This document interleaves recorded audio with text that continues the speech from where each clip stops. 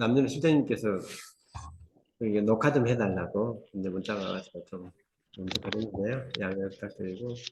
그리고 오늘 이렇게 또 말씀드린 거에 대해서는 우리 남녀 실장님께서 녹화한 자료를 제가 넘겨드리면 그거 이제 인파트 해가지고 유튜브로 올려드리니까 그걸 한번 다시 또 참조해서 들으셨으면 좋을 것 같습니다. 그래서 지난번 했던 내용 한번 복습 한번 하고 넘어가겠습니다. 장기수선 충당금을 쓸 수 있는 경우가 어떤 경우냐? 무조건 장기선 계획에 있어야만 쓸 수 있습니다. 1차적으로 장기선 계획에 반드시 있어야만 사용이 가능하다는 점이고요.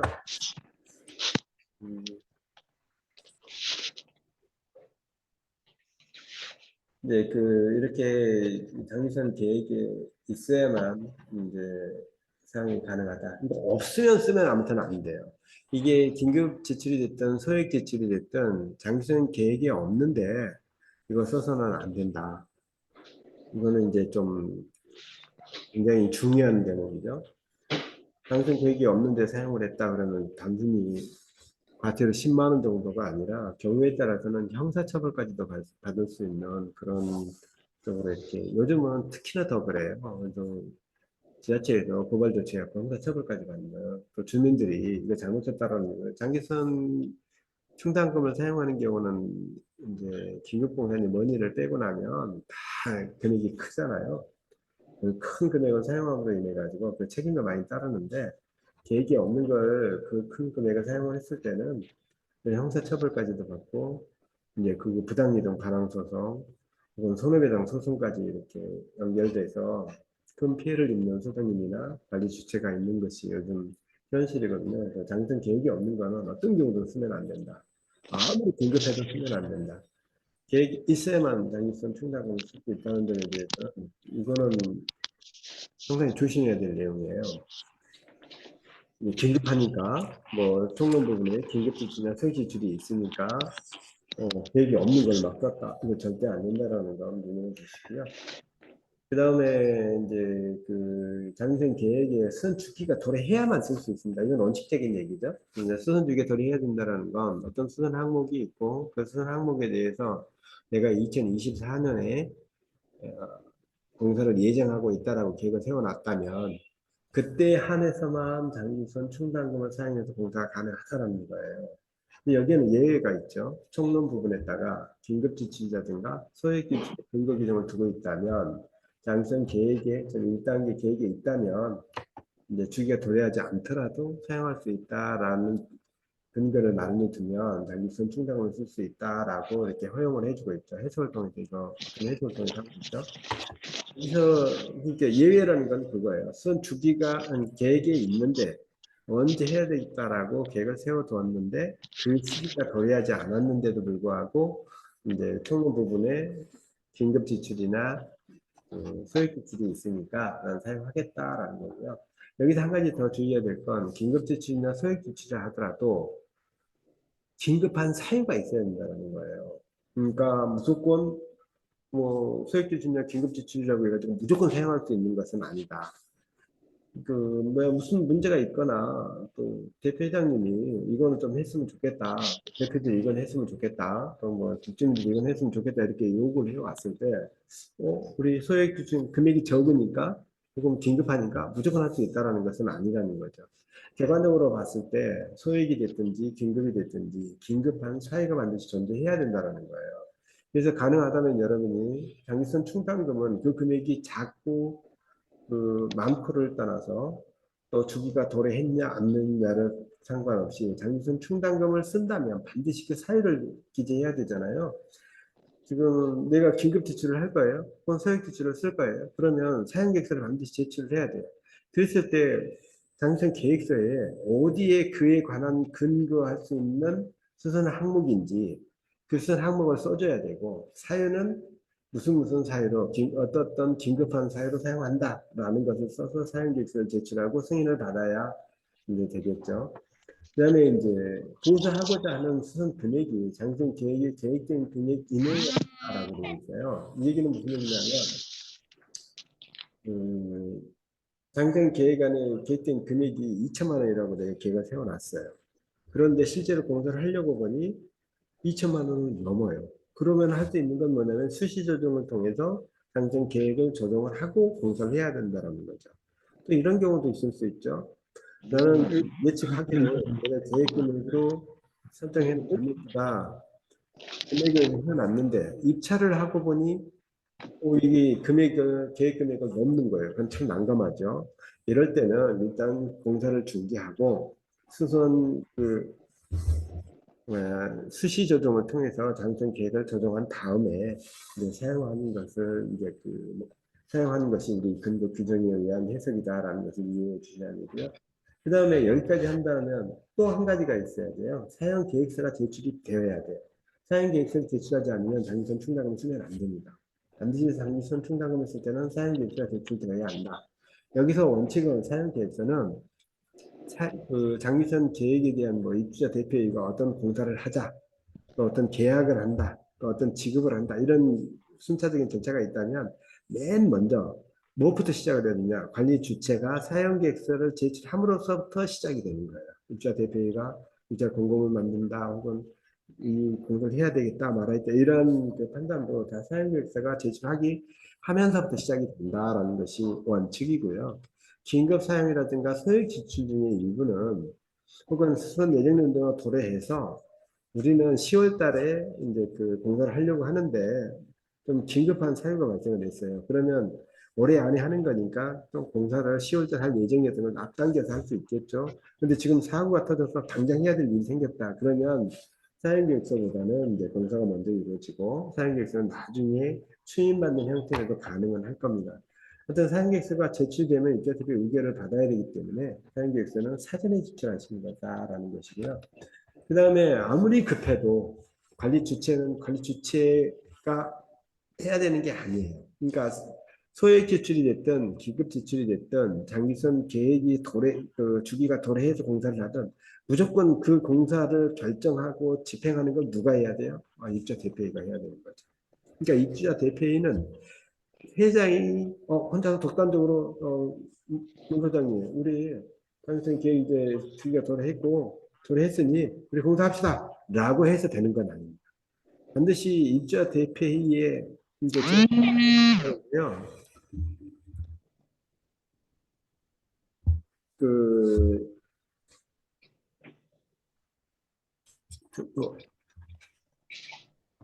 지금 무슨 얘기죠? 우리 나오시는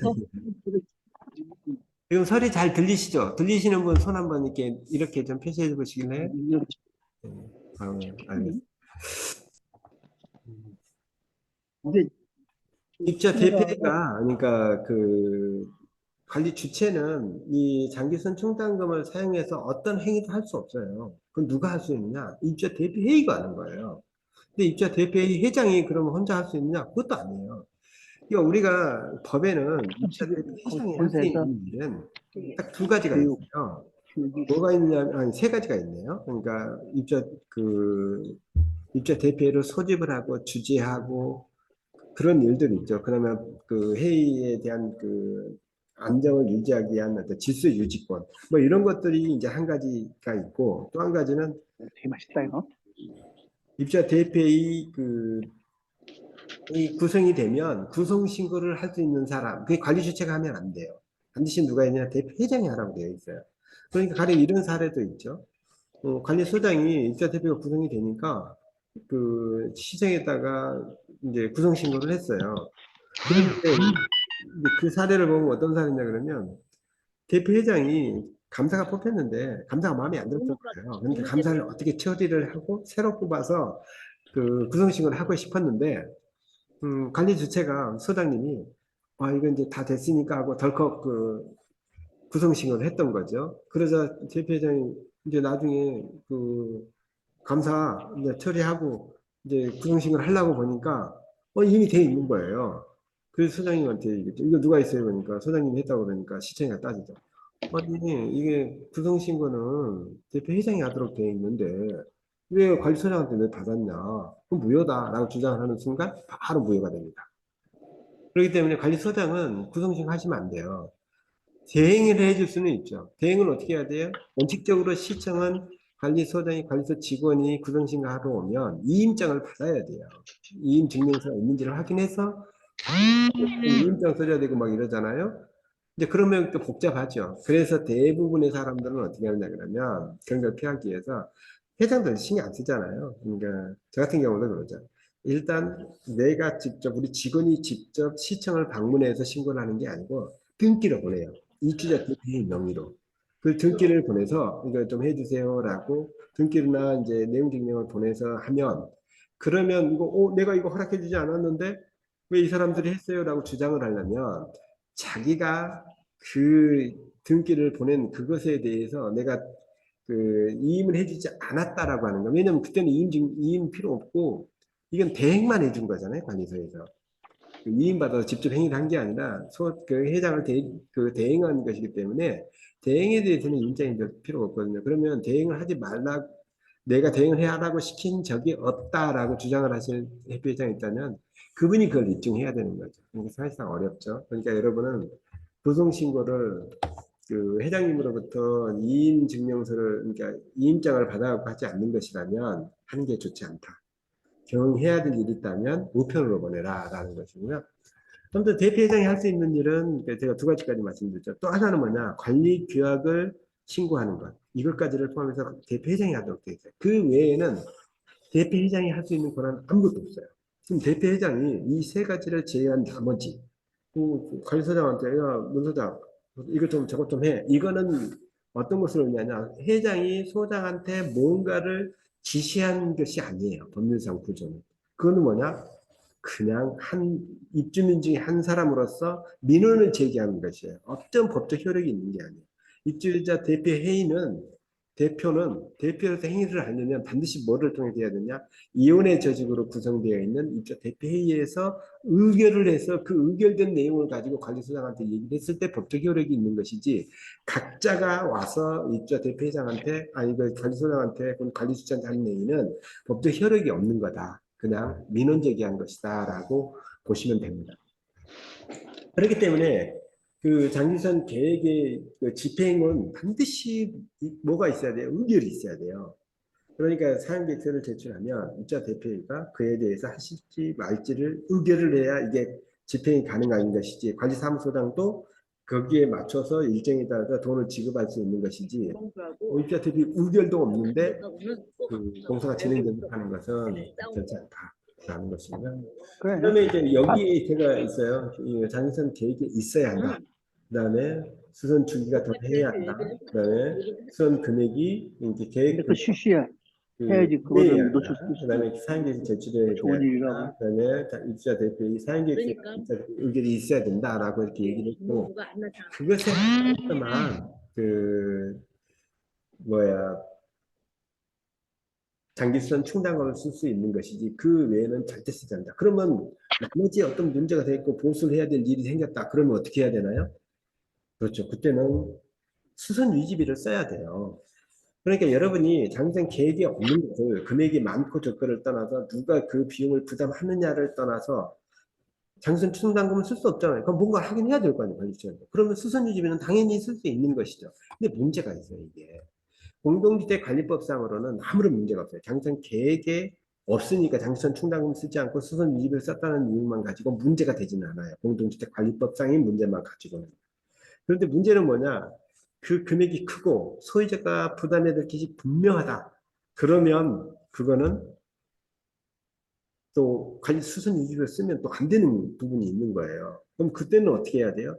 그때는 그 수시조정을 통해서 그 장기선 계획에 포함시켜서 장기선 충당금을 써라 해요. 이게 이제 정답인데 그건 실질적으로 어렵잖아요. 그러니까 긴급해서 보수는 할 수밖에 없고 그런데 그 장기수선 충당금 계획에는 없으니까 장기수선 충당금 쓸 수 없고 수선 유지비를 썼다는 이유만 가지고 과태료를 부과했다? 그거는 맞지 않습니다. 그러니까 그렇게 부과된 것들은 전부 다 빠져나오실 수 있으세요. 가장 문제가 되는 건 뭐냐면 장기수선 계획에 있는데 장기수선 충당금으로 그 계획은 도래하지 않았고 이걸 쓰기도 그렇고 안 쓰기도 그렇고 이게 장기성 계획에 포함이 되어 있는 건지 안 돼 있는 건지 이것도 구분하기도 어렵고 이게 문제인 거죠. 이제 그거를 이제 제가 이제 사례를 통해서 한번 설명을 드릴 거예요. 그러니까 그 원칙적으로 이제 장정 계획에 그 포함되어 있어야 되고 장정 계획에 포함되어 있고 긴급한 사유가 발생을 했으면 긴급 조치로 해서 사용할 수 있고 그래도 불구하고 계획에도 없고 뭐 이렇다 그러면 그거는 뭘로 써야 돼? 수선 유지비를 써야 되는 게 맞다. 다만 세입자들의 입장에서 나는 2년만 살고 나가는데 2년 이후에까지 그 내구 연한이 있는 비용이 많이 들어가고 자본도 그러니까 2년 이상 쓸 수 있다는 얘기는 재산적 가치가 있다는 얘기잖아요. 그러니까 자본적 지출이라고 하죠. 그런 정도의 금액이라는 이유로 세입자가 시비를 걸어왔을 때 이제 소장으로서 적절한 대응 방법이 없기 때문에 이 부분 주의해야 된다라는 것이고요. 그다음에 이제 여기까지가 이제 지난번에 했던 그 강의 내용이고요. 그다음에 이제 장충금이라 해가지고 뭐 소유자 부담이 되고는 지난번 했던 내용이 전혀 넘어가고요. 수선유지라든가 수선유지에 포함되어 있는 그러니까 법률상 예시를 하고 있잖아요. 그 회계 기준이라든가 이런 데 예시하고 있는 걸 보면 수선유지비로 쓸 수 있는 것들은 여기다 예시를 하고 있어요. 여기에 포함이 되어 있지 않는 거라면 또 어떻게 해야 되나? 그래도 수선유지비는 왜냐면 장충금을 못 쓰니까 수선유지비 써야 될 거 아니에요. 그것도 수선유지의 일환이니까. 그랬을 때 이제 어떻게 해야 되는지 뒤에 볼 거예요. 일단 수선이 쓸 수 있는 게 수선비예요. 자재라든가 인건비예요. 근데 이것도 좀 인건비라는 게 좀 문제가 될 수 있는 게 있는데 뭐냐면 예전에는 이번에 사업자 선생님팀이 바뀌어가지고 사업자 선생님팀이 이번에 바뀐 내용에서 좀 강의가 좀 필요한데요. 인건비 지출이 참 어려운 부분이 있어요. 그러니까 수의계약으로 했는데 그럼 인건비를 관리소 직원들한테 뭐 지급을 한다든가 여러 가지들 하잖아요. 사람들 갖다 이런 것들이 좀 쉽지 않은 그런 상황이에요. 이거는 그때 가서 좀 얘기하고 아무튼 자재와 인건비를 가지고 자체적으로 공사를 할 때는 이제 수선비를 쓰는 것이다. 그게 수선비다라는 거예요. 그 다음에 이제 이게 물론 이것 뜻이라도 자재를 구입해서 인건비를 줘서 내가 관리사무소가 주관하에 수선한다. 그런데 그게 장성 계획에 있는 수선 항목이다. 그러면 이거 쓰면 안 되죠. 그러면 수선 유지비라 해서 뭐 청소비에 쓰면 이거는 명백하죠. 이거 배관이 막혀가지고 배관을 뚫어야 되는데 거의 대부분이 막혀 대부분 뚫으니까 한 3억 들어간다. 그래도 그거는 시설 유지비에서 수선 유지비예요. 안전장관비 그런 것 중에 대표적인 게 바로 그거예요. 그러니까 강남에서 그런 일이 한 번 있었잖아요. 그러니까 전지 작업을 하는데 그 전지 작업 비용이 얼마냐? 1억이 넘었어요. 전지하는데 단지가 조금 컸고 그다음에 이제 소나무 바가지차 와가지고 이제 전지 작업을 하다 보니 1억이 훨씬 넘어가는 그런 금액이었는데 그러니까 금액이 넘어가는데 이거를 수선 유지비로 부과하자니 좀 그렇잖아요. 세입자들이 반발할 것도 같고 강남이다 그러니까 세입자 비율이 거의 한 65%가 세입자였다고 해요. 그러니까 세입자 반발은 뻔한데 이거 하기 힘들어요. 그래서 구청에다 물어봤고 그래서 구청이 국토부에 때가 이제 질의를 했던 거죠. 그러니까 국토부도 답변하기가 좀 곤란하니까 이제는 법제처에서 답을 해야 되는데 뭐라고 하냐 그거는 소유자가 부담해야 될 사항이 아니다. 그러니 장충을 하는 거 아니다. 이게 장충 계획에도 포함시켜서는 안 된다라는 그런 해석을 내렸어요. 그러니까 금액이 크다는 것만 가지고 수선 유지비가 아니다. 이렇게 판단하는 것은 아니랍니다. 근데 아니요, 일반적으로는 금액이 크면 아니 안 말어. 집 주인이 부담을 해야 되는지 세입자가 부담해야 되는 것도 옳지 않잖아요. 그런 문제는 남기는 해요. 하지만 법제처가 그렇게 기준을 정해놨기 때문에 아무리 배관 청소비가 뭐 1억이 넘어갔다 뭐 이러면 또 전지 작업을 하는데 1억이 넘어갔다 그렇더라도 그거는 수선 유지해야 된다라는 거고요. 그다음에 안전 점검비라 그래가지고 각종 점검비들이 있죠. 우리 건축물 정밀 점검이라든가 정밀 안전 진단이라든가 혹은 뭐 요즘은 또 이런 것도 있잖아요. 기계 설비 성능 점검이라는 게 있죠. 혹시 그거 하고 있으신가 모르겠네요. 그러니까 사용 검사로부터 1년 이내에 반드시 기계 설비 그러니까 뭐 지역 난방이라든가 이런 데죠. 이런 데들은 그 시설이 원래 가지고 있던 기능이 있잖아요. 그 기능을 적절하게 수행할 수 있는지 없는지를 전문가들을 통해서 그러니까 전문가한테 전문 업체한테 돈을 주고 와서 성능 점검을 해서 능력이 있는지 없는지를 확인해라. 그렇게 문서를 작성을 해라. 라는 법이 있어요. 기계 설비 유지에 관한 법률이죠.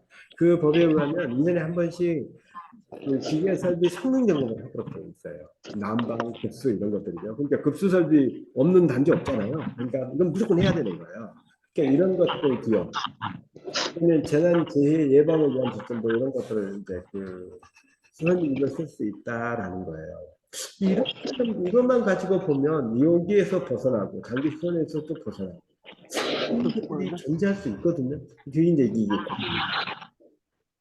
자, 그리고 하나 이제 더 보면 그다음에 이제 그 뭐 아까 그 봤던 거나 그다음에 이제 그 이런 내용에 또 판단하는 것들 이거는 우선 충당금을 그 사용하는 기준이라 그래서 나온 기준인데 이건 좀 뒤에 한번 다시 한번 볼 거예요. 그러니까 장기 계획이 있냐? 근데 이게 참 웃기는 얘기예요. 왜냐하면 내가 장기 계획을 세울 때 고분자 그러니까 지분 고분자 도망방수다라고 그 계획을 세웠어요. 그러면 우리 단지의 전체의 도망방수 하겠다는 계획을 세운 거거든요. 왜냐하면 계획을 세우면서 지금 여기 들으신 분들 있잖아요. 음소거 좀 해주세요. 여기 당이 좀 방해가 되거든요. 음소거가 안 돼 있어서. 그래서 각자 좀 음소거 좀 해주시라는 거 좀 말씀드리고요. 그다음 그 장생 계획이 돌아왔는데 우리 계획을 세울 때 이렇게 세워야 되는 게 맞죠. 우리는 그 10개 동 중에 한 개 동만 이번에 도막방수니까 우리탄 방수를 할 거예요. 그러면 항목을 10개 중에 이게 다른 거 나머지 빠뜨리면 안 되니까 10개 등 중에 9개는 2030년에 하고 2024년에는 한동만 할래요 라고 이렇게 구분을 해서 고분자 도막방수 1, 24년까지 한동만 2, 고분자 도막방수 2, 그 9개 동 그거는 30년, 2030년 이런 식으로 나눠서 계획을 세워야 되는 거죠. 자, 이렇게 계획을 세웠는데, 자, 이렇게, 그러면 이게 곤란한 경우가 있어요. 그러면 자, 여기에서 그렇게 제가 말씀드리지도 안 하고, 그냥 고분자 도막 방수, 그렇게만 정해놨다 그러면 10개 동이 있다. 그럼 10개 동은 한꺼번에 뭐, 그때가 24년이다. 그러면 24년 한꺼번에 다 하겠다는 얘기예요. 그때 여러분이 공사를 하는데, 10개 중에 하나만이라도 하면 그건 전체 수준이라는 거예요. 그러면 계획을 해야 되잖아요. 그런데 그래서 한 동이 전체 수준이니까 한 동만 하고 나머지 9개 동은 안 했어요. 그러면 이게 계획대로 지금 장점 계획을 한 건가요? 바로 29조 2항에 위반해가지고 과태료 1,000만 원인 거예요. 근데 그렇게 하는 게 아니에요. 그러니까 만약에 그러니까 이게 계획을 세울 때 최소 단위, 전면 쓰는 단위가 뭐 기능적으로 혹은 공간적으로 뭐 이렇게 구분을 하잖아요. 그 공간적으로, 구분적으로 이렇게 구분할 때 최소로 나누어서 그 계획을 세워서 공사할 수 있는 단위가 최소 단위인 거예요. 네, 그런 개념이라는 거. 그러니까 그 10개 동을 한꺼번에 묶어가지고 계획을 세워놓고 한 동만 하고 말아버렸다? 이게 절대 안 된다는 겁니다. 절대 안 된다는 말은 좀 어폐가 있지만 이런 사례가 있어서 제가 말씀을 드린 거예요. 인천에서 이런 사례가 있었죠. 10개 동 계획을 세워놨는데 한 개, 그러니까 당장 와서 보니까 한 개 동만 해도 되는 거야. 물새는 동은 한 동밖에 없는 거죠. 그래서 한 동만 하고 공사를 마무리했어요. 그리고 계획을 다시 세웠어요. 20년 후로. 그런데 그 다음에 그 공사한 동 말고 다른 동에서 비가 새가지고 그 집에 물이 새서 박살이 난 거예요. 그러다 거기 살고 있는 분이 당연히 얘기를 하죠. 거기 동 대표하고 이제 합세해가지고 소장하고 대표장한테 아니 장전 계획에는 그게 왜 그 동 한 동만 하겠다라고 계획 세운 게 아니지 않냐. 고분자 도망방송을 10개를 전부를 해야지 왜 한 동만 했냐. 그런 너희들 계획들을 안 했으니 그 시청한테 이제 구청한테 야 이거 여기 과태료 때려달라. 이건 당장 계획대로 안 했으니까. 라고 주장을 해서 아주 공경에 처하는 그런 단지가 있었거든요. 그 이후에 만들어진 데 말이에요. 최소단위라는 말이에요. 그게 이슈화되면서요. 그래서 이게 최소단위라는 개념이다. 만약에 최소 단위로 해서 한 동으로 했는데, 부분수선 옆으로 부분할 수 있다라는 개념이고, 이 부분수선이 이제 금액이 너무 크거나 뭐 어쩌고저쩌고 하면, 그거는 자율적으로 결정을 하라 뭐 이렇게 되어 있죠. 그것도 뒤에 보겠습니다. 그 다음에 뭐 이렇게 선진인가 뭐 이렇게 되어 있고요. 그러니까 이런 내용이 있더라. 어떤 시청에서는요, 그러니까 장기적 계획이 없고, 계획이 없어서 내가 선진을 썼는데 그게 그 소유자가 부담해야 될 것이라고 판단되는 것은 수선유지를 부과하는 것은 여기에서 말하고 있는 용도 외의 목적으로 사용한 자다라고 그 판단을 해서 과태료 1,000만 원을 때린 사례들이 있어요. 근데 이거는 잘못됐어요. 이거는 저한테 이거에 대해서 이런데 이거 맞습니까? 라고 해서 제가 자문을 해서 과태료 부과해서 이렇게 면제가 된 그런 단지들이 있습니다. 그러니까 그렇게 실질적으로 때렸다 하더라도 그게 말이 되는 소리냐? 어떻게 장충이 없는데 그럼 무슨 돈으로 쓰라는 말이냐? 그럼 뭔가 보수해야 되는데 그리고 장충이나 뭐야 장기성 계획이 없는 거라면 그 수선 유지 아니냐? 유지 관리 아니냐? 관리비 아니냐? 관리비로 썼는데 무슨 용도의 사용 목적으로 용도 외의 목적으로 사용한 거냐라고 주장을 해서 빠져나온 사례가 있어요. 그러니까 좀 그런 부분이라 그러면 저한테 좀 문의하고 자문을 구해보시면 좋을 것 같아요. 네, 그 이것도 지난번 하니까 이건 그냥 넘어가고요. 이제 사례로 좀 넘어가 볼까요?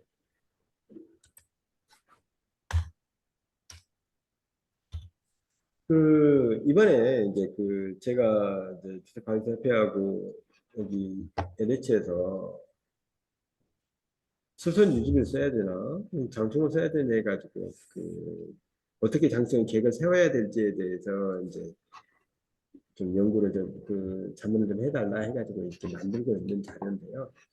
여러분은 장충 계획을 세울 때 그 항목에 대해서 그러니까 액체방수잖아요. 예, 그 부분자 모르타르 마감이에요. 근데 모르타르 마감 계획에 있는 게 옥상에 올라가서 보면 모르타르로 마감이 되어 있겠죠. 근데 무조건 옥상에 모르타르가 깔려 있다고 해가지고 해당되는 것은 아니고요. 모르타르의 그 방수액이 그 섞여 있어서 그걸로 인해서 방수 역할을 하고 있는 경우에 하는 거예요. 근데 대부분의 아파트 옥상에 올라가면 이게 모르타르가 깔려 있다고 해서 여기서 말하는 모르타르 마감은 아니에요.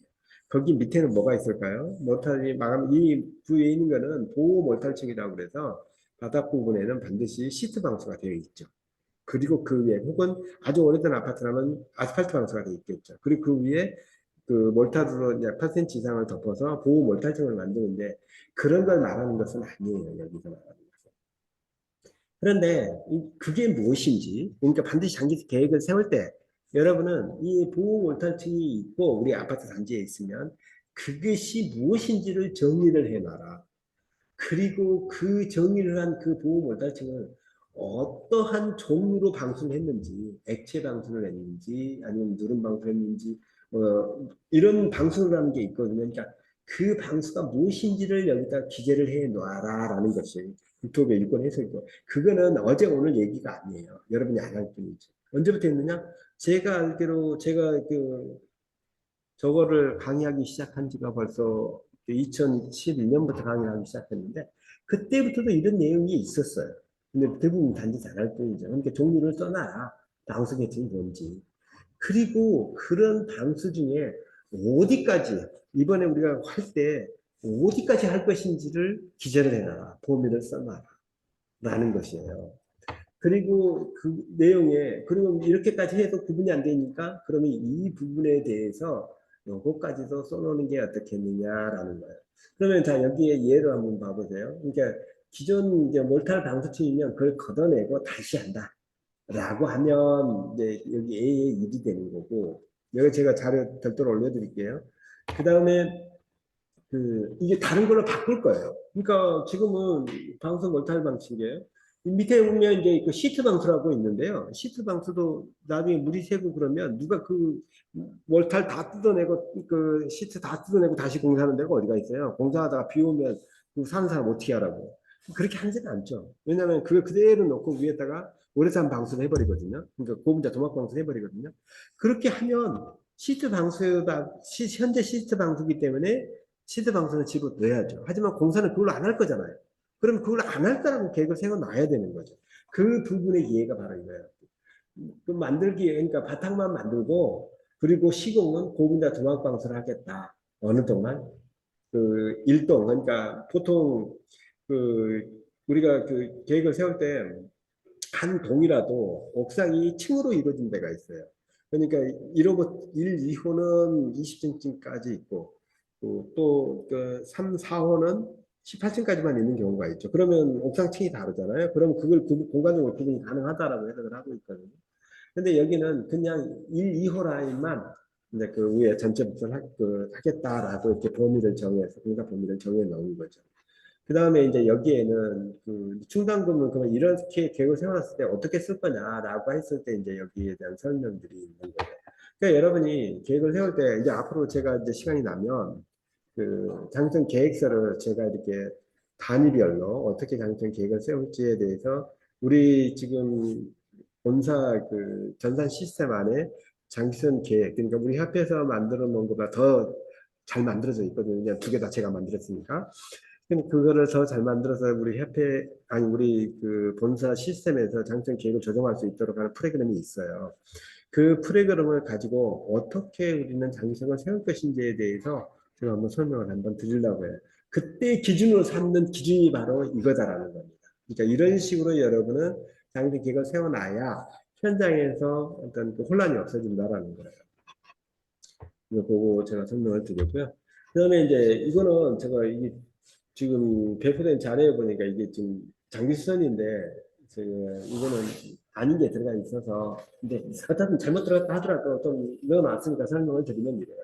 사업자 선정이쯤 그 곳이 21년 그러니까 이거는 23년께 나와 있죠. 그러니까 그때 당시는 좀 옛날이었나 보죠. 그러니까 여기 제가 이제 자문 들어온 거예요. 이렇게 해서 문제가 있으니 과태료 때리려고 합니다.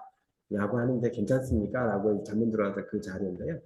그러니까 이렇게 적격 심사를 했어요. 회의를 운영할 때는 회의록을 작성하도록 규정하고 있으나 2018년 주택가격 선정 시 적격 심사 시 회의록을 작성하지 않고 그러니까 어떻든 회의를 했는지 안 했는지는 모르겠는데 작성을 했는지 안 했는지도 모르겠고 한데 하여튼 확인할 수가 없어. 그리고 평가표에 이제 그 평가표라고 있는데 평가표라고는 있는데 그 평가표에 보니까 서명이 안 돼 있어. 누가 했는지 이름이 안 써 있는 거예요. 그러니까 지금 현재 어떻게 돼 있어요? 5명 이상 해야 되죠. 그 중에서 외부인 한 사람 들어와야죠. 이제 우리 입자 대표가 그 평가대상자라면. 자, 그런데 그러면 그 5명이 들어와서 5명 이상이 해야 돼요. 그러니까 7명이 하든 10명이 하든 상관없이 하여튼 5명은 돼야 돼. 5명이 하면 내가 했어요. 나는 점수를 얼마 줬어요. 라고 이렇게 딱 기재를 하고 밑에다가 서명을 해야 돼요. 내가 이렇게 누구가 이렇게 평가를 했다라고 써서 있어야 되는데 그거를 안 하고 그냥 거기다가 그 저기다가 그러니까 평가표에다가 그냥 2장만 여기는 이제 설명 보니까 뒤에 부정 설명 보니까 2장만 있었대요. 그러니까 2배에다가 체크만 하고 누구 서명도 없더라는 거죠. 그래서 이거는 적절하지 않다라고 해서 이걸 근거로 해서 과태료를 좀 때리겠다라고 해서 제 개인적인 생각은 그거 정도를 가지고 또 발견하는데 했는지 안 했는지가 불분명한 상황에서 과태료 떼준 건 좀 적절해 보이지 않습니다라고 이렇게 드렸는데 결과적으로는 과태료가 된 걸로 알아요. 이게 한두 개가 아니었던 것이었습니다. 또 한 가지를 이제 보면, 자, 공동주택관리법 29조 2항은 입자 대표와 관리처는 당선 계획을 3년마다 검토하고 필요한 경우 구독비용을 정하는 바에 따라 조정하여야 하며 수리 또는 조정된 장점 계획에 따라 주의를 교체하여야 한다라고 하고 그 다음에 그 장기선 충당금은 장점 계획에 따른다라고 규정하고 있음에도 21년 3월 조정된 장점 계획에는 21년 주기가 도래한 계단 논술제, 배수로 및 매뉴얼 뭐 이런 것들이 있는데 이런 게 주기가 도래했음에도 불구하고 그 집행을 안 했다라는 거죠. 그러면 어떻게 될까요? 뭐 당연히 이거는 과태료 1,000만 원이죠. 제가 이제 국토부 직원들하고 이번에도 그런 걸 얘기할 기회가 있었는데요. 이 장기선 우리 협회라든가 또 그 입사 대표의 그 단체에서 나가서 국토부 사람들한테 뭐라고 얘기한다 그러면 또 우리 LH 그 감독관한테 뭐라고 얘기하나요? 아니 이 장선 계획이라는 게 이게 현실적으로 돌아가는 거 보면 전혀 계획대로 움직이지도 않고 그 다음에 계획대로 두고 하지도 않고 괜히 우리 어렵게만 한다. 근데 이거 빼야 된다. 말하고 이렇게 주장을 하니까 국토부가 뭐라고 얘기를 하냐 그러면 지금 그 91년도, 90년도에 그 200만 원을 건설해놨다라는 거죠. 200만 원을 건설했으면 세 사람씩만 산다고 해도 그 600만 명이고, 아니 네 사람이 살면 600만, 아니 800만 명이잖아요. 그 800만이면 사람이 그 아파트 살고 있는데 그 아파트가 지금 어떻게든지 돌아간다라는 거죠. 이게 왜 그러냐 그러면 콘크리트는 한번 만들어 놓으면 200년 이상 가요. 근데 문제는 뭐예요? 안에 그 설치해 놓은 설비가 30년 이상 쓸 수가 없는 거잖아요. 그러니까 뭐 전기 설비, 승강기 설비, 뭐 각종 설비들이 30년 이상 못 써요. 그 전에 바꿔줘야 돼요. 그런데 어찌됐든 간에 지금 30년이 넘어가고 40년이 넘어가는데도 불구하고 공동주택이 지금 와그르르 무너지지 않고 이게 그 사람들이 못 살지 않고 그 설비가 문제가 돼도 다 문제 없이 돌아가고 있다라는 거죠. 기간이 지나서 30년이 지났음에도 불구하고. 그 이유는 여러분이 그렇게도 못마땅해 하고 안 된다라고 하는 장기성 제도가 있기 때문에 돌아간다는 거예요. 앞으로 50년, 40년, 50년, 60년이 지나가는 동안 어찌됐든 그 상황을 해결해 줄 수 있는 거는 그거는 장기수선 계획밖에 없다는 거예요. 장기수선 제도밖에. 지금 평촌, 분당, 그 일산 이거 있잖아요. 이게 지금 30년이 됐잖아요. 재건축을 해야 돼요. 그런데 그 저기 담당에 하는 그 국토부 담당자가 무슨 얘기를 하냐 그러면 이 지금 그 4대 신도시의 재건축 문제는 양자 역학까지 갔다라는 거예요. 그만큼 어렵다라는 거예요. 이건 귀신도 모르고 하느님도 모르는데 이거 어떻게 해야 될지를. 지금 30년 되니까 재건축 해야 되잖아요. 그러니까 말이 나온 게 뭐예요? 아, 이거는 한꺼번에 하면 200만, 그 600, 800만 명이나 되는 사람을 어디로 이주를 시킬 거며, 그리고 어떻게 그것도 공사할 거며, 그 많은 사람들이 그 재건축, 저기 비용을 어떻게 또 감당할 거며, 이런 거. 그러면, 좀 누가 얘기를 한대요. 그러면 저기를, 용적률을 지금 그 280% 정도로 했다고 하더라고요. 거기가.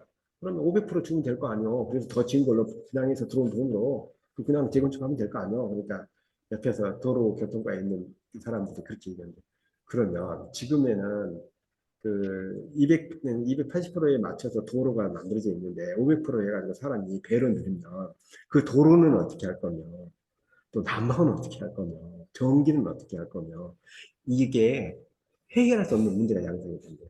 그래서 지금 그 4대 신도시가 지금 그 재건축이 될까요? 근데 장기선 하면 어떻게든 돌아간대요. 그래서 그 사람들이 가장 중요한 게 뭐예요? 계획을 세웠으면 반드시 그래야 돌아가니까. 그래서 계획대로 안 하면 천만 원 과태료를 떼는 우리나라 법률 중에 그 뭔가를 해라 라고 해서 안 하면 지금 돌아가고 이렇게 들리나요? 네. 잘 들려요? 네. 갑자기 지금 화면이 그, 뭐야, 하지 않으면 안 돌아가니까 계획대로만 반드시 하도록 해서 그러니까 제가 이런 얘기 했었죠. 그러니까 뭔가를 하라고 해서 안 하는데 과태료를 바로 때리고 그를 엄격하게 천만 원씩 때리는 데는 아마 그러니까 그 국가가 국민들한테는 자기 의무보다는 부자기 의무를 많이 내리거든요. 무엇을 하지 마라. 하지 말라고 했는데 하면 과태료 때리는 것들이 거의 대부분이 뭔가를 해. 안 하면 과태료 때리는 경우가 참 드물거든요. 그런데 이 대표적인 하라고 해서 안 하면 과대적인 대표적인 규정이 바로 이 규정이라는 거고요. 그다음에 이제 이거 하나 살펴볼까요?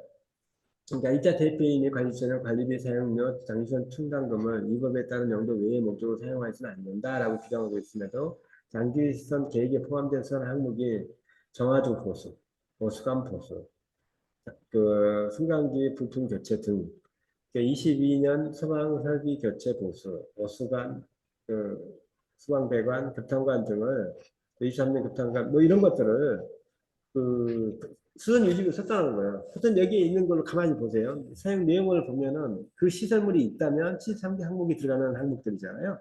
그럼 자기가 계획이 있었겠죠. 그런데 자기는 충당금을 쓰지 않고 이걸 썼기 때문에 문제다라고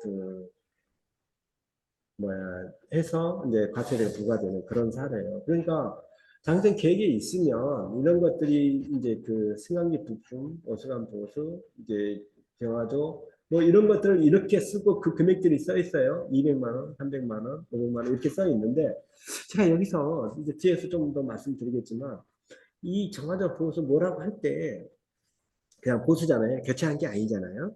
그러면 일반 그 시설 유지라는 측면으로 그 인식할 수 있도록 그 회계 처리를 하는 것이 좋아요.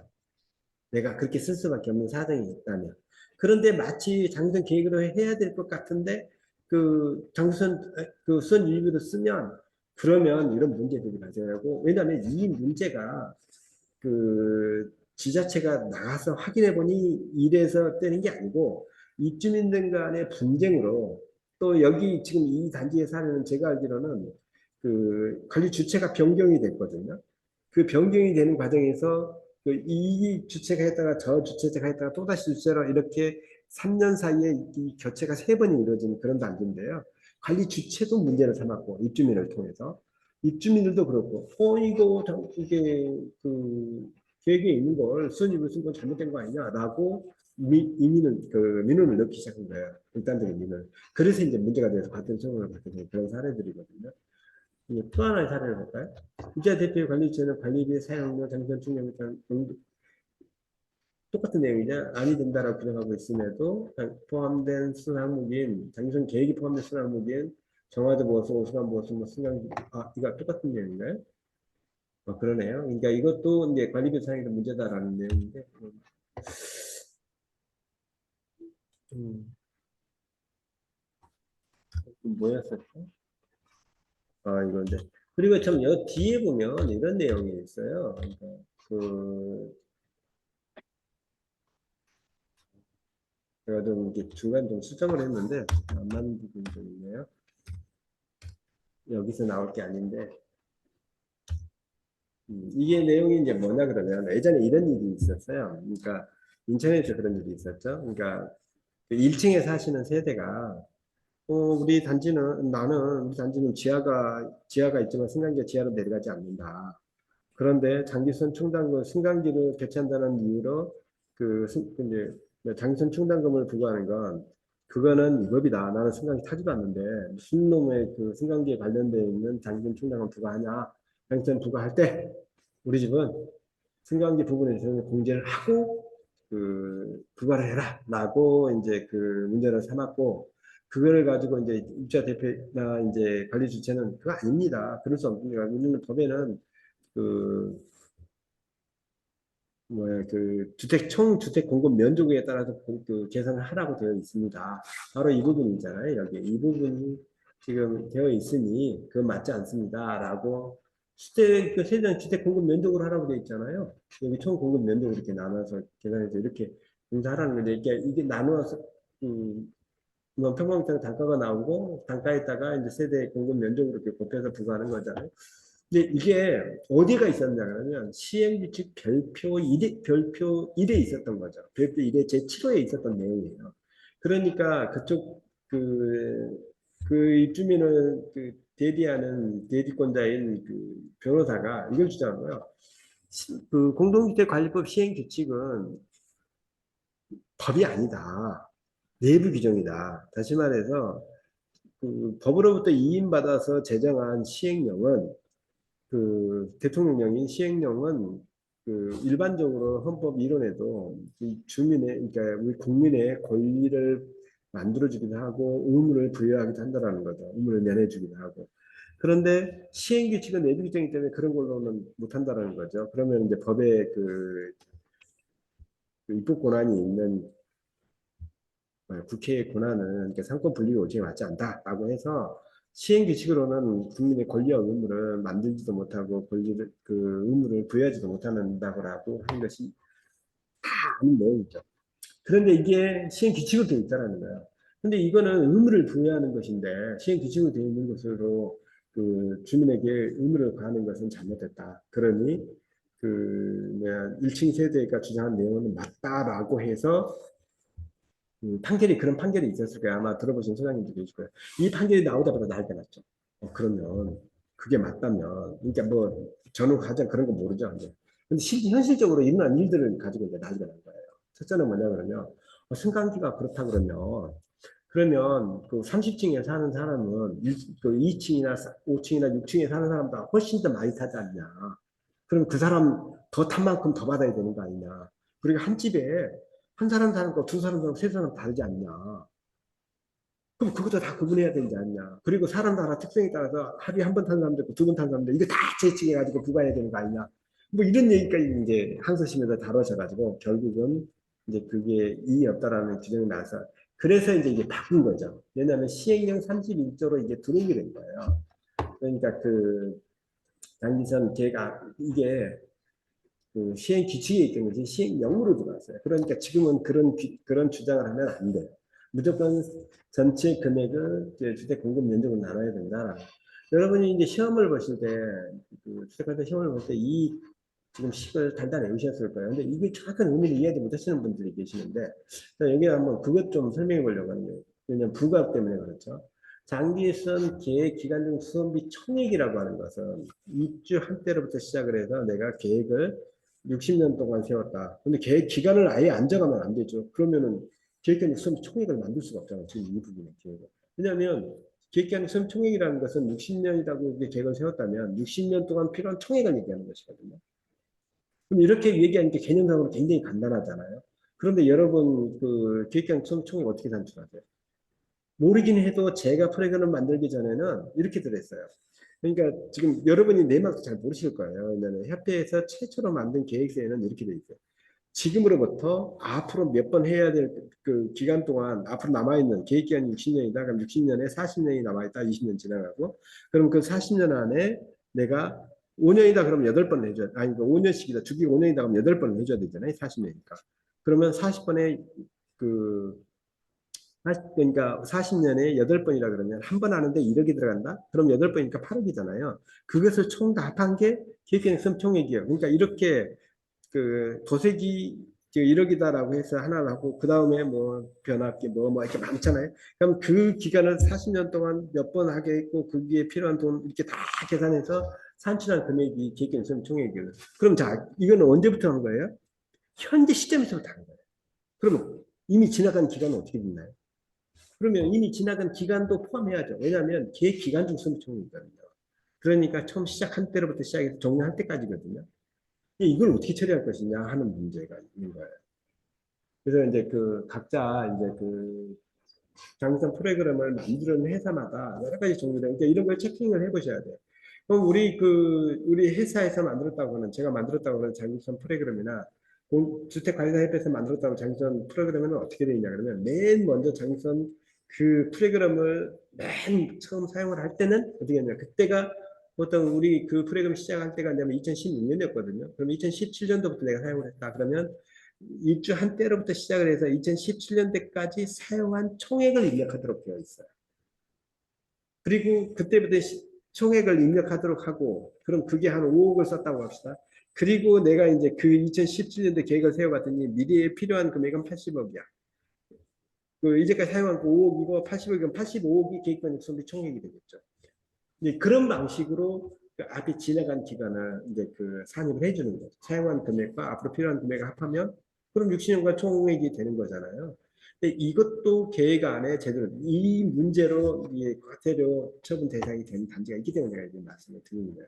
주택 공급 면적은 이제 그 이걸로 인해서 이제 그 1층이나 2층에 상관없이 그리고 또 1층이나 50층에 사는 사람이나 병또 놔두고 10명이 살든 20명이 살든 면적으로 계산하기 때문에 똑같이 그 부과되는 것이다라고 보시면 될 것 같고 그다음에 이제 그 우리는 그 식이 있잖아요. 그 식을 가지고 그럼 어떻게 부과하냐 하는 내용이에요. 이거는 제가 이거는 그 여러분이 이제 이걸 가지고 계산해서 부과하는 단가를 만드는데 관리 기업을 개정을 할 때 어떻게 쓰면 좋겠는지 우리는 이 식으로 하는 게 아니라 계획경비 총액이 만들어졌으면 그 계획경비 수비 총액을 가지고 어떻게 나눠서 주민들로부터 걷어들이냐 하는 것은 이 식을 가지고 걷어들이는데 이 식을 적용할 때는 반드시 우리 시행령에 보면 이렇게 돼 있거든요. 얼마만큼은 적립을 해야 내야 되냐라는 기준은 적립률로 정하도록 하고 있어요. 그러니까 그 금액만큼이 어느 시점에 들어와 있어야 되는 거죠. 자, 그러면 이 식을 가지고 하잖아요. 이 식으로 계산하려면 발표하기 어떻게 정해놔야 되느냐. 그걸 한번 보자는 거죠. 여러분이 정할 때 이미 지나간 기간이 있죠. 회계감사 가서 회계감사를 해요. 회계감사를 할 때 두 가지로 답을 할 수가 있어요. 과소 부가다, 과소 적립이다라는 말을 하거든요. 과소 부가는 지금 현재 부과하고 있는 금액이 그 너무 적게 부과하고 있는 거예요. 그건 무슨 얘기냐면 이걸 가지고 기분 좀 삼아볼게요. 2001년에 그러니까 2000년대 입주한 아파트라고 하면 2001년부터 부과하겠죠. 그러면 2001년도부터 시작을 해서 23년까지 이미 지나간 기간이죠. 이 시장 지나간 기간 동안 그 15%를 그러니까 이 말이 뭐냐 그러면 이게 60년간이잖아요. 그러니까 이 60년 동안 걷어들일 건데 2001년도로부터 2023년까지 15%라는 얘기는 23년간 15%니까 만약에 계획기간 구성되어 60년 동안 필요한 총액이 입주한 때부터 시작을 해서 이제 그 계획기간 60년 한 그때까지 필요한 총액이 100억이다라고 하면 그러면 15%면 15억을 이때까지 그러니까 23년 12월까지 모아놔라라는 개념이에요. 여기서 모아놔라라는 개념은 잔액이 아니에요. 사용한 금액을 포함한 그러니까 사용한 금액과 잔액을 포함한 금액이 15%가 되면 된다라는 거예요. 근데 그러면 여기는 한번 봐봅시다. 여기로 한번 봐볼게요. 그러면 여기서부터 여기까지는 35%에서 50%면 20%잖아요. 이 20%를 그 31년부터 40년까지 10년간 그 25%를 그러니까 20%죠. 20%를 걷어놔야 된다고 하는 얘기는 그러면 이게 금액이 100억이다라고 하면 그 10억이니까 20억을 걷어놔야 된다는 거죠. 10%니까. 아니 20%니까 아니 20%니까 20억을 걷어놔야 되는 거죠. 그러면 1년에 2억씩 걷으면 그러면 20%가 되는 거잖아요. 그래서 이때는 만약에 2031년에 2억이 넘지 않게 부과를 하고 있으면 과소 부과라고 얘기해요. 그럼 과소 적립은 뭘까? 과소 적립은 그 2002년도부터 23년까지 15%인 그러니까 100억 중에 15%인 15억을 걷어놓지 않으면 모자라면 그러면 과소 적립이 되는 거예요. 근데 여러분이 단지를 한번 가보세요. 그러면 뭐 2002년부터 2010년까지 4%, 아니 5%, 2020년부터 2030년까지 뭐 이런 식으로 정하잖아요. 그런 식으로 정해놓고 보면 내가 거기에 맞춰서 부과를 안 했으면 다 모자라요. 물론 사용한 건 포함한다고 해도 모자라. 그래서 문제가 되는 게 어쩌면 여러분은 그래서 현 시점에서 이걸 과소 적립이나 과소 부과를 면하려면 어떻게 해야 될까라고 하는 것을 한번 제안을 해주려고 하는 거예요. 그러면 이미 지나간 기간은 내가 과거에 가가지고 다시 거둘 수도 없잖아요. 그러니까 이미 지나간 기간, 그러니까 2001년도 시작해서 2023년 이미 기간 지나가 버렸으니까 그때까지 사용한 금액과 잔액이 나올 거예요. 그게 두 개를 합해봤더니 10억이더라. 그럼 여기다 10억이라고 써놓으면 돼요. 10%라고 쓰면 돼요. 전체가 100억이니까. 이미 지나간 게 고정이 되는 거죠. 그리고 만약에 근데 그렇게 10억이라고 딱 떨어지지는 않겠죠. 근데 여기에 지 단위가 그러니까 15점 몇만 몇 그러니까 그 4개 단위까지 표시할 수 있도록 우리 협회 것도 그렇게 되어 있고 우리 그 본사 그 프로그램에도 4단위까지 하도록 되어 있으니까 4단위까지 쓰시면 돼요. 거기까지는 고정이 되어 있어요. 그럼 지금은 24년부터 30년까지 주로 저 같은 데는 3년으로 정하겠어요. 이 기간. 이 기간은 지금 현재 내가 부과해야 될 기간이에요. 지금 현재 여기서는 이제 잘못 부과하면 이제 과소 부과 이런 말이 나오겠죠. 그러면 여기서는 지금 현재 이 퍼센트를 정할 때 내가 1년에 부과하고 있는 금액이 있어요. 얼마나? 지금 현재 100원씩 부과하고 있어. 그러면 1년에 그 전체 100원씩 부과하고 전체 들어오는 금액이 1000만 원이야. 그러면 1년에 들어오니까 1억 2천이잖아요. 1000만 원씩 들어오고 있으면. 그러면 1억 2천에 해당되는 퍼센트를 10개를 합해서 여기다 정해야죠. 그러면 내가 문제가 없죠. 이게 여기는 10개가 아니죠. 2024년 이렇게 6년간이네요. 6년간, 7년간이네. 그러니까 7년을, 그러니까 현재 부가에서 들어오는 돈 있죠. 거기에다가 들어오는 돈에다가 이익에서 넘어오는 돈 있죠. 이자에서 넘어오는 돈을 포함해서 그 1년에 들어온 금액 있죠. 그러니까 제가 여기 이 구간 이제 설명 쉽게 하기 위해서 1년에 2억씩 걷어들이면 된다고 그랬잖아요. 근데 부가에서 들어온 돈이 1억 5천이고 이익에서 넘어온 돈, 그 다음에 이자에서 넘어온 돈까지 합하니까 2억이 돼요. 부가에서 1억 5천 들어오고 나머지에서 1억 들어오고 그러면 2억이 되잖아요. 그러면 되는 거거든요. 그러니까 이거는 꼭 부가해서 2억이 돼야 되는 게 아니에요. 다른 데서 들어온 것까지를 포함해서 2억이 되면 되는 거예요. 이제 그렇게 되니까 여기서도 그걸 정하실 때 그러니까 이게 몇 프로로 할 것이냐 하는 것은 여기에는 틀리면 안 되죠. 그럼 잘못 부과금에서 500만 이하가 들어오잖아요. 그러니까 여기에서 이걸 정하실 때 이 관리계약이 정할 때는 무조건 그러니까 내가 지금 관리계약은 2025년에 내가 관리계약 개정할 거예요. 그러면 여기서 2001년부터 25년까지는 사용한 금액과 잔액을 그 계산 전체 금액을 계산해서 몇 프로가 해당되는지 쓰면 되고 그 다음부터는 여기서부터는 그 왜 앞으로 지금 현재로부터 시작해서 앞으로 미래의 일정 기간만을 몇 프로로 정하실 것인지를 여기다가 퍼센트로 쓰시면 계산해서 여기다 그려야 거. 나머지 뒤에는 나도 모르죠. 뭐 내가 그때까지 근무할지도 모르겠고 또 이때 갔는데 내가 계속 근무해. 그럼 그때 가서 또 쪼개가지고 이 시점에 맞도록 정하면 되고 그렇게 해서 이렇게 그 관리계획을 정하면 되겠다. 근데 이 뒷부분은 그 먼 시대는 그냥 알아서 그냥 적절하게 그냥 분배해 놓으면 돼요. 여기까지 걱정할 필요는 없는 것 같고 현재 이때 이 시점 지금 이번에 그러니까 이 시점을 잘 정해놔라. 반드시 현재 시점 부과되고 있는 시점은 두 번째라 해야 돼요. 그러니까 앞부분 그러니까 관리계획을 계속 할 때마다 지나간 기간은 무조건 첫 단계로 묶어라. 그리고 그거는 현재 남아있는 금액과 사용한 금액을 합산해서 전체 장점 계획서에 나와 있는 전체 금액이 몇 프로인지를 여기다가 이렇게 쓰고 현재 시점에서는 현재 시점으로부터 미래 언제까지 내가 적정한 그 기간을 정하고 그거는 내가 부가해서 거둬들일 돈만큼을 퍼센트를 정해놔라. 그러면 여러분 절대 문제되지 않는다라는 거. 제가 이런 거 하나 말씀드렸고요. 그다음에 이거 읽어보면 그 입사 대표이사 관리 주체는 장정 계획을 3년마다 검토하고 필요한 경우에 이를 보통 교육을 정하는 바에 따라 조정하여야 하나 뭐 이렇게 돼 있잖아요. 조정한다. 이것도 조정된 장정에 의하면 뭐 19년 예비는 39년에 이게 무슨 얘기냐 그러면요. 이제 여러분이 혜택거라든가 아니면은 돈을 주고 장정 계획서를 마련해 왔는데 문제는 그 계획서 안에 최종 수선 연도라고 표시되어 있는 부분이 있어요. 근데 이게 좀 설명하기가 좀 상당히 복잡한데요. 제가 우리 회사 그 장선 계획서를 한번 실행 시간을 좀 해보죠. 화면에 좀 보이시죠? 제가 지금 이거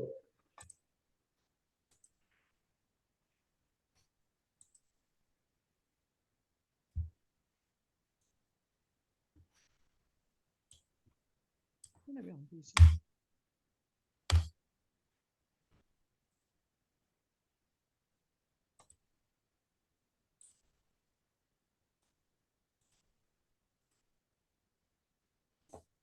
이게 지금 저희 단지에서 쓰고 있는 우리 본사 그 아파트 관리 하나로라는 프로그램인데요.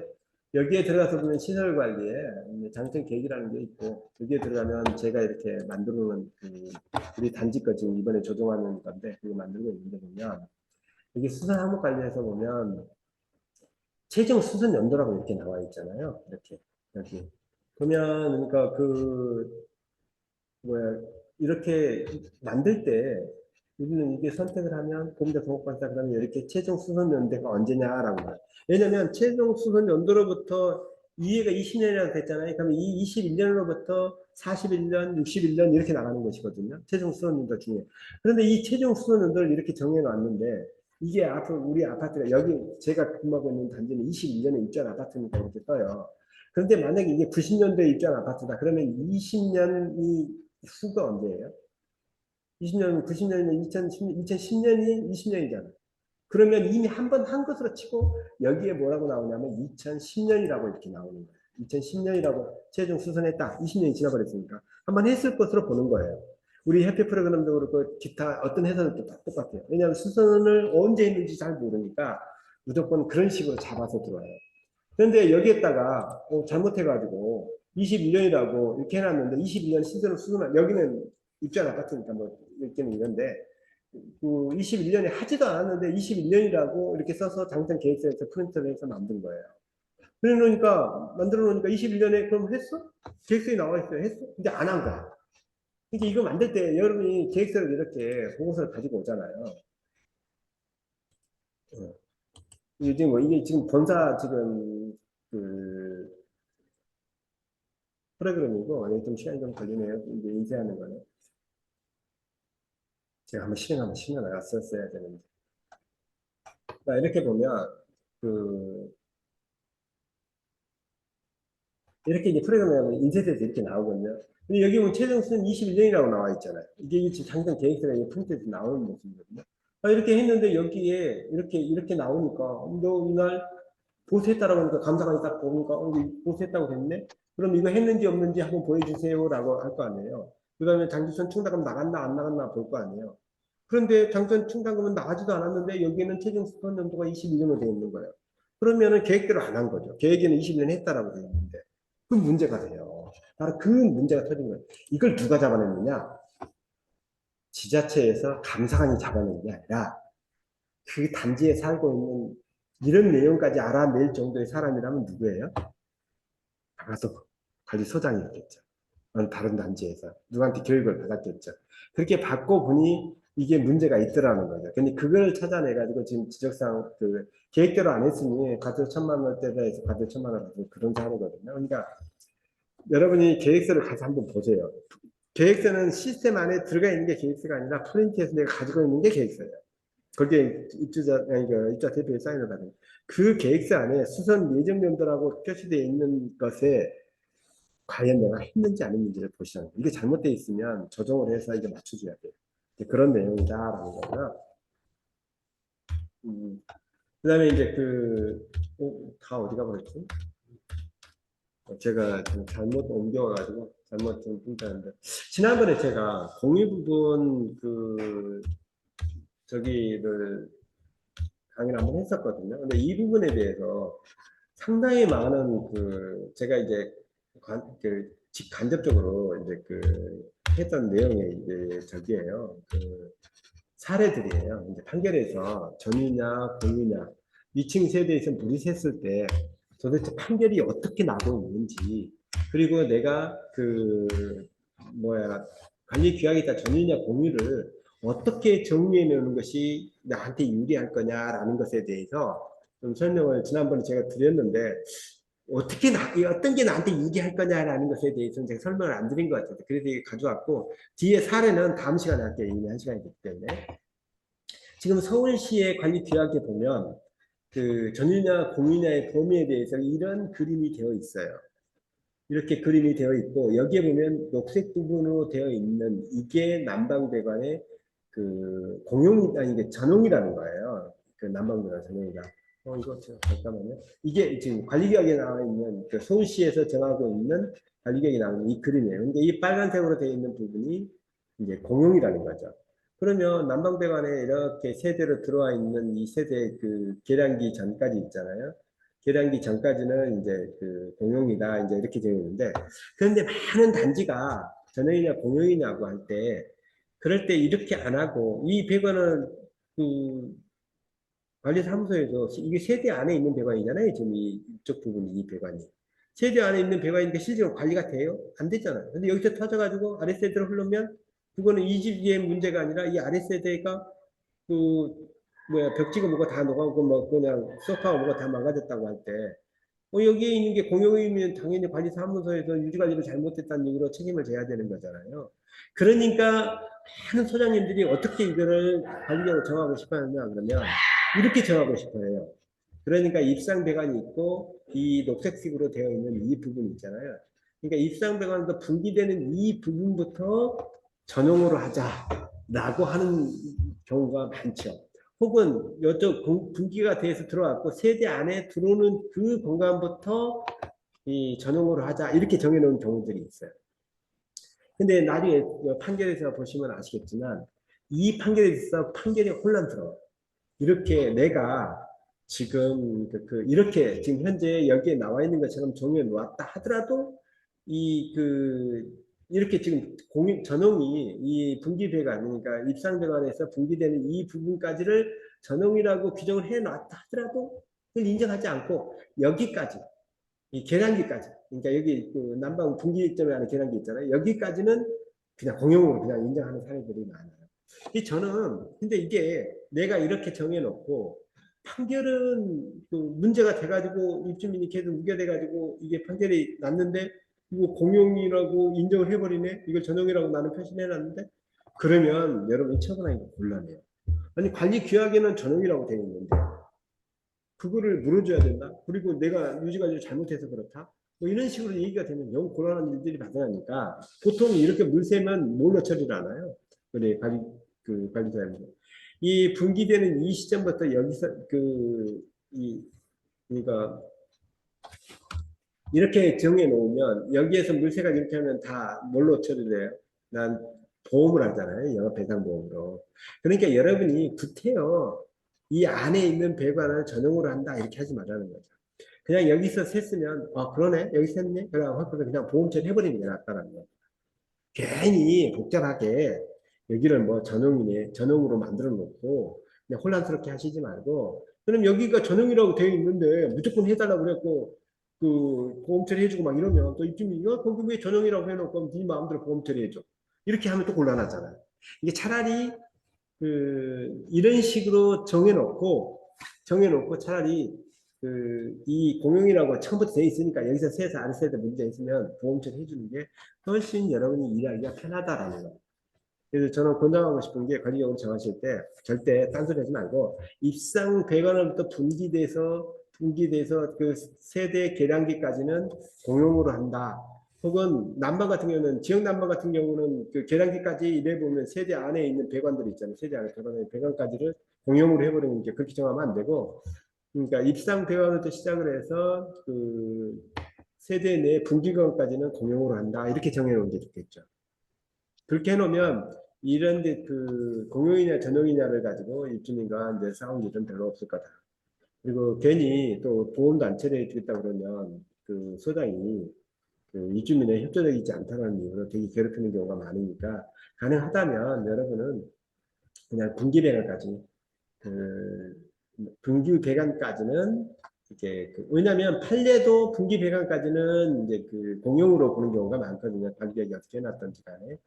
그래서 그런 내용들을 만약에 이렇게 돼 있다 그러면 소송을 가면 여러분이 이제 이런 식으로 만약에 정해놨다 그러면 소송할 때 판사들 아니 변호사들 잘 선임하면 물론 이길 수 있어요. 근데 좀 어려운 부분이 많고 주민과 끊임없이 싸워야 되니까 저는 가능하면 그냥 그 여기까지를 이제 하는 자동으로 하는 식으로 이렇게 관리자가 정했으면 좋겠다. 이렇게 좀 여름껏 한다고 또그 분기 배관부터 이렇게 세대 내에 있는 모든 배관은 자동으로 한다 뭐 이런 식으로 많이 정하는데요. 적절하긴 한데 현실적으로는 좀 어려움이 많더라라는 점 좀 인지하시고 관리자 개정할 때 그런 부분 좀 했으면 좋겠어요. 근데 오늘은 여기까지 할 거고요. 1시간 다 했으니까 또 뭐 궁금한 점이 있으면 이제 마이크 풀고 해주시면 제가 답변을 드릴게요. 아니면 이제 채팅으로 하셔도 되고요. 다음에는 그래서 지금 이 뒤에 나오는 부분이 있잖아요. 뒤에 나오는 이 부분들을 이제 그 환경에서 어떻게 있는지 그 부분에 대해서 설명을 하고요. 다음번 그 강의 때그 전용이냐 공용이냐는 사례도 있는데 이번에 저기에서 제가 가지고 오질 않아가지고 최정황 소장님 좀 문제된 거 있거든요. 근데 그 부분에 대해서 어떻게 해놨더라면 지금 이게 해결 나가는데 그러니까 그렇게 실제로 글 썼더라도 회계 처리할 때 그 문구를 그렇게 쓰지 말고 이렇게 썼더라면 한 아쉬움이 제가 많이 있었거든요. 똑같은 네네. 회계 처리 그 내용을 그 문구를 이렇게 썼더라면 빠져나올 수 있는 길이 많이 있었는데라는 아쉬움이 있어서 네. 관련돼 있는 그 부분을 제가 다음에는 올려서 이런 것들은 이런 방식으로 회계 처리를 좀 했으면 좋겠습니다라고 안내를 해드리고 싶어요. 그걸 오늘 하려고 했는데 제가 지금 이 파일을 잘못 가지고 와가지고 오늘 못했네요. 다음 주에 하도록 하겠습니다. 수고 많으셨습니다. 네. 마이크를 끄시고 말씀해 주세요. 네. 네. 감사합니다. 네. 이 강의는 이제 한 달에 한 번씩 계속해서 할 거니까요. 제가 좀 힘들더라도 계속 할 거니까 많이 좀 참여해 주세요. 감사합니다. 예.